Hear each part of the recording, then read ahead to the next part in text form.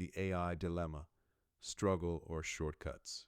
The struggle to the summit. There is scarcely any passion without struggle. Albert Camus. Andrew Huberman recently said on Rich Roll's podcast.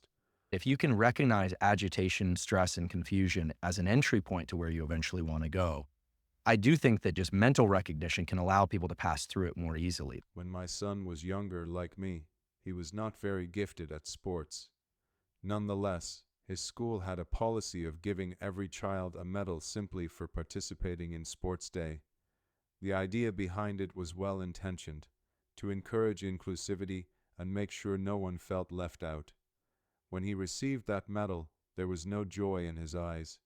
He took it, glanced at it for a moment, and tossed it aside. It held no value for him. It was a meaningless trinket that hadn't been earned.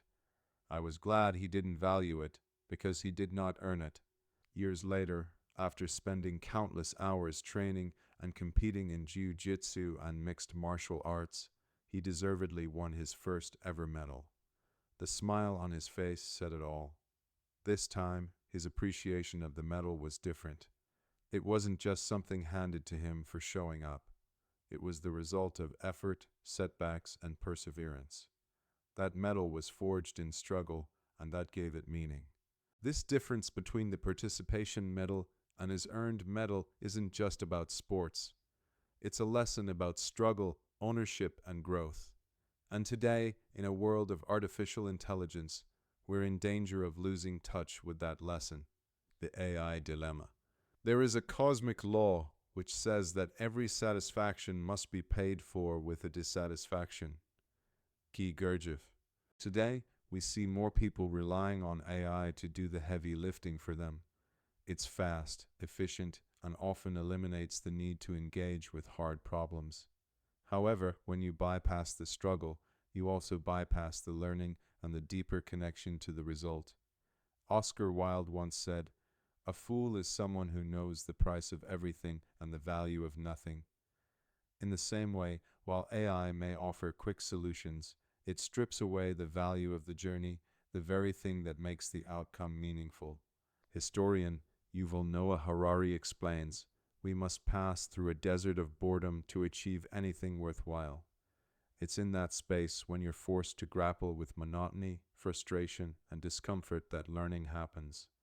That's when neural pathways are laid down and skills are truly internalized. Without persevering through this struggle, there is no ownership, and without ownership, there is no deeper learning.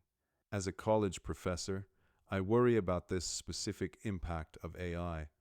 When students outsource the struggle of thinking, the hard work, and the accompanying agitation, they no longer exercise the thinking muscle, and as with any muscle, it will atrophy.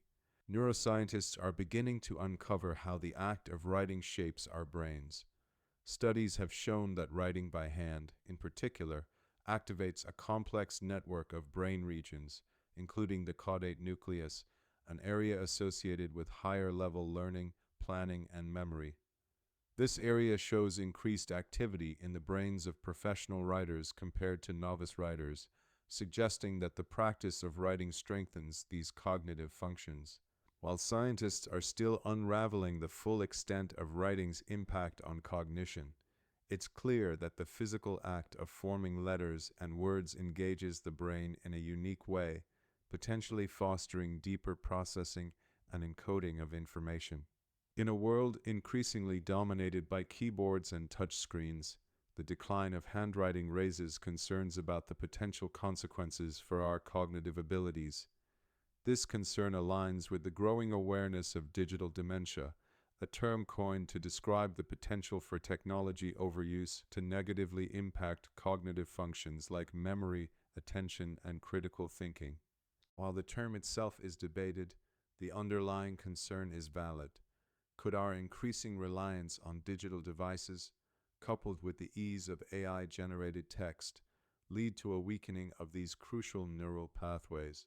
Further research is needed to fully understand the long-term implications, but it's possible that the decline of writing, in conjunction with other factors associated with excessive technology use, could contribute to a decline in our cognitive capabilities.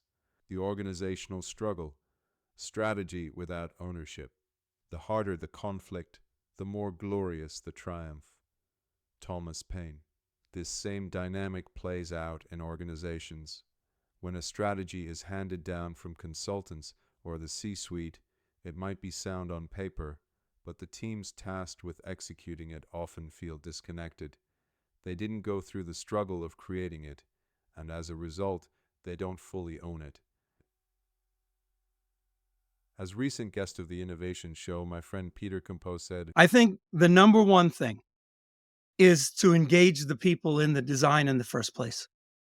That what it's really about is internalizing the reasons for the theory of the case, the reasons for the strategy.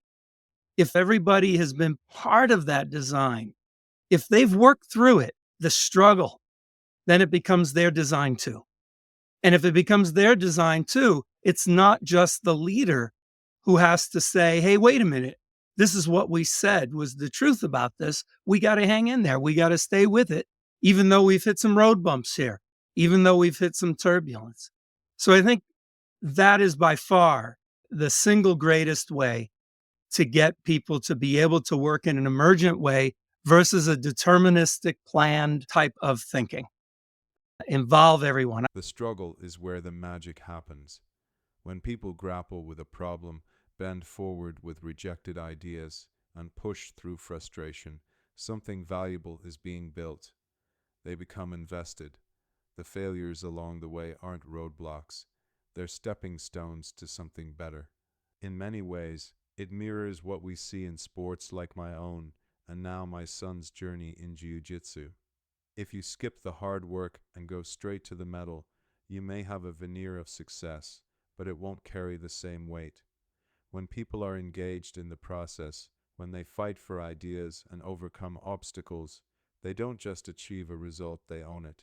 It's in the desert of boredom and struggle where we lay down the neural pathways of success.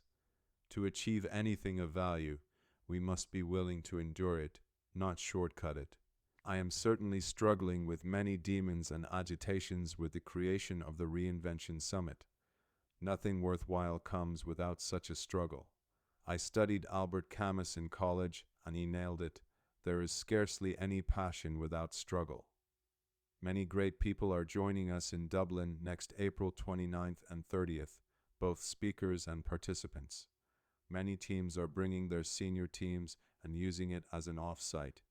It will just be the best off-site ever. If you are an Innovation Show listener and you come, please let me know, and I will have a special Innovation Show goodie bag for you.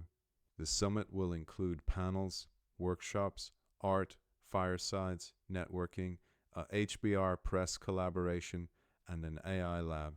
I would love you to come. For groups over 10, let me know, and we will give you a bespoke coupon code. Tickets are available at thereinventionsummit.com. The latest episode of The Innovation Show is with Professor of Linguistics at American University in Washington, D.C., and author of Who Wrote This? How AI and the Lure of Efficiency Threaten Human Writing, Naomi S. Barron. For an episode on struggle, check out The Gift of Struggle with Bobby Herrera.